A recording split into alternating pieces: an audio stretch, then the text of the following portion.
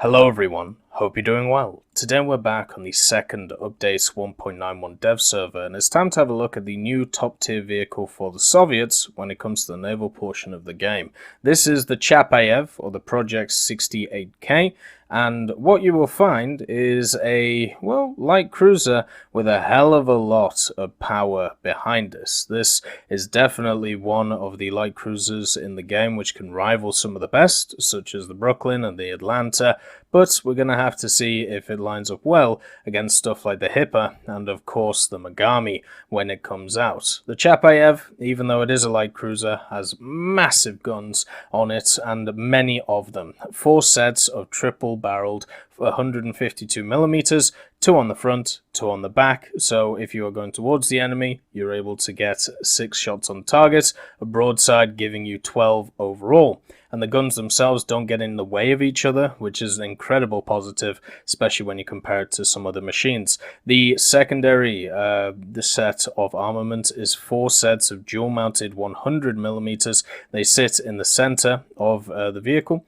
or I suppose more to the back right here, and there's 2 either side, and they're backed up by 14 sets of twin 37mm twin automatic V11s, the majority of them being sat in the center here, 8 either side of the central area. So there you know the fact that you're going to be able to counter it for AA defense. You have the rest back here, so you basically have 3 pockets of guns. You have the front 2 right here, then you've got this pocket here of 37s, then you've got the 100s and the 37s together in the center, and then you have the 2 massive guns on the back. So that's basically how this machine is working. The 37s will have great coverage when it comes to AA. They can pretty much cover the whole of the air from their positions. The only issue they may have is if a plane comes in low and, low to one side, you'll only be able to use 1 set of guns. But when we talk about 1 set of guns,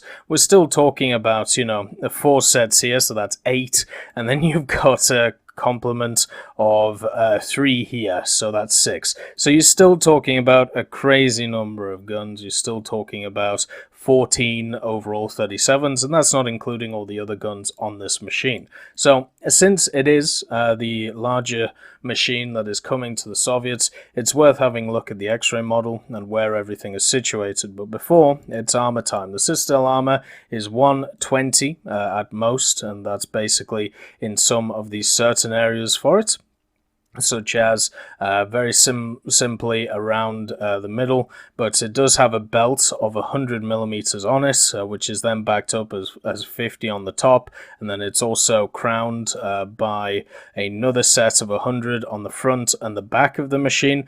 Then each of the turrets has 130mm around their ammunition elevators that you find here, which are very close to the actual ammunition storage on this machine. The machine itself is quite shallow when you actually consider everything. Then of course it has armor around the 100mm as well. It has some armor around the 37s and of course around the bridge at 130mm. The front of the 152s have 175mm on them, meaning that taking them out is definitely not going to be the easiest thing in the world. You're going to have to hit it very hard with HE or AP to be able to knock them out, and that's definitely not just something that you can do willy-nilly. So for me, the major weakness of the Chapayev is going to be the central area where it's only 100mm, and what's backing that up is obviously the engines in the center. You've got ammunition storage for the 100mm, so if you can set that off, that's great, and also 2 sets of smoke funnels right here for the engines. So you can't just knock out one of the smoke funnels, you have to knock out both of them to try and limit how fast this machine is. So if you're not aiming for the ammunition storage in the front, or if you're not aiming for it in the back, my general area to shoot would be here to try and nick the ammo storage you've got. Something that you may see is lacking on this machine, there's no torpedoes. So they've gone very much gun heavy, and therefore you're kind of stuck with that. It does have a decent complement of crew though, nearly 1200 on this machine, so that's good for survivability. And also When it comes to the 152mm, they actually have some really nice rounds to them. So you got the HE shell, which is right here, 72, 62, 50, has 6 kilos of explosive mass. So it's not going to be able to pen a lot, but it's going to cause a lot of damage. Then you've got an AP shell, which pens 285, 229, 98, but you lose a lot of that explosive mass. You're only stuck with 1.1 kilo of explosive mass, TNT equivalent being 1.69. But then you can get this SAP-BC shell, which has 200, 177, 73, so slightly worse penetration than its predecessor, but has a way more amount of explosive. We're talking about 5.9 kilos of TNT equivalent. So the question is,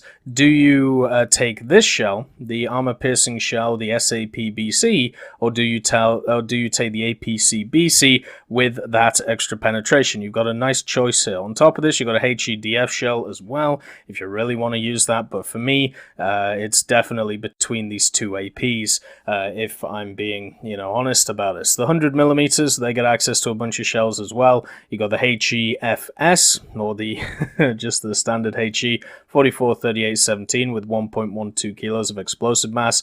Then you've got a HEDF, so a time fuse, which has nearly 2 kilos of TNT equivalent. Then you've got the HE with a base fuse, once again 2 kilos again, same penetration, and of course a variable time fuse, which has a little bit less TNT equivalent, 1.26 kilo. So for me, I think it goes with the time fuse or the base fuse, just because of the amount of hitting power you want it to do. It also depends what you want to use it for. Do you want your 100mm to go after aircraft, or do you want them to be a secondary gun to your 152mm? Because that's a little bit of a problem with this machine. Your secondary armaments, even though you have a decent amount of them, there's no big umphing power, there's no big massive guns. Instead, you just have 2 sets of dual 100s each side. But it's still definitely useful, to be able to take out either small boats or something like a plane which is coming in. But generally I would leave that to the 37s, just because you have so many of them. But yeah, it's kind of sad not having torpedoes. As a person who mainly plays arcade when it comes to naval, I use torpedoes quite a lot to try and screw up lanes, so therefore forcing destroyers and light cruisers into other areas that I can shoot into. But unfortunately, the Chapayev does not get any, so that is a problem that it has. When it comes to customization, no skins, which is pretty standard for these machines. And I don't really know why they don't have any skins. It's not something I've really thought about too much. But for me, it's not that big of a deal. It's not something to really write home about. So let's just put in the AP for now, just to give it a go. You have the SAP and then the AP.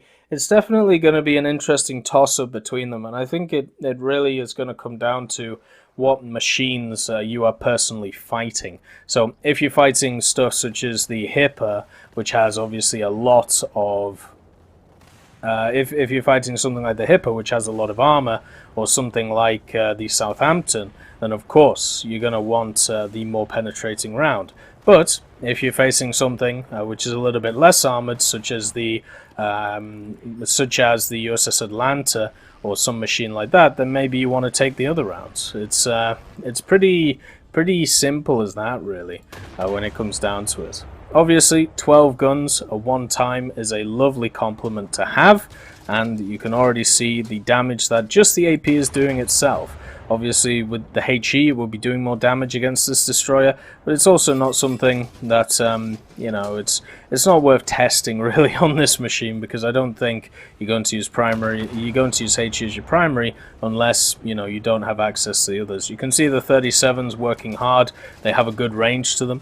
They have a nice use against a lot of vehicles that could be around you.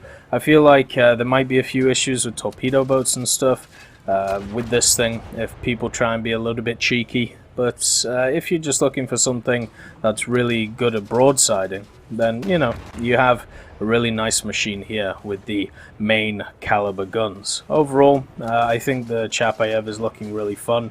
It's looking like one of those machines which is kind of in between a heavy cruiser and a light cruiser.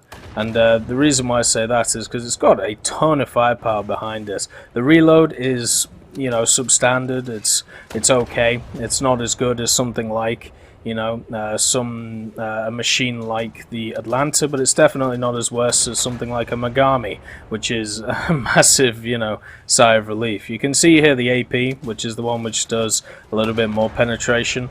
It is, still killing stuff, but it's not being as effective as something like the SAP would, because we're against a target which wouldn't be able to soak the round. So that's something to think of when you are using it. Another thing as well is the speed of this machine is exactly the same as pretty much all the other cruisers. They all have around about a standardized speed of 60 kilometers an hour, so you need to take that into account. Another thing is you have two sets of ships, at least in my opinion. You have two sets of ships at top tier which seem to be meta. You got the big hitters like the Hipper. How are you already dead? Must have been an ammo. You have the ships like the Hipper and the Megami, which are one-punch machines with their 203s, and then you've got ones which are generally machines which can just keep laying down fire. So the Atlanta, the Brooklyn, Tiger, machines like this can just keep firing. Whereas this one, the Chapayev, is very much in the middle of both of these ideas. It's got decently sized guns in the form of 152s. It doesn't have the crazy reload of stuff like the American machines, but it also doesn't have the hitting power of the 203s. So for me, it might be a nice medium for a lot of people to be able to be great in top tier, to be able to fight and go up against both sides of the class and be usable. On the other side, if one of these styles starts to dominate, kind of like the Brooklyn has for a while, the problem you're going to run into is you're just going to end up with a ship which is slightly worse at the meta than the other meta ships. It doesn't really matter which way it goes in that regard. It's either going to be meta one way or it's going to be meta the other, and that will only come with time. So this machine will be serviceable. I think overall, if we have a look at its general use, I think it will be great in the game. The only issue is this might be as far as it goes for the Soviets when it comes to these light machines. They didn't really delve too much into the battle cruiser idea or the heavy cruiser idea or nay the battleship idea. So yeah, well, while it lasts, enjoy these big Soviet bruisers. I hope you all have a wonderful day, and I'll see you next time.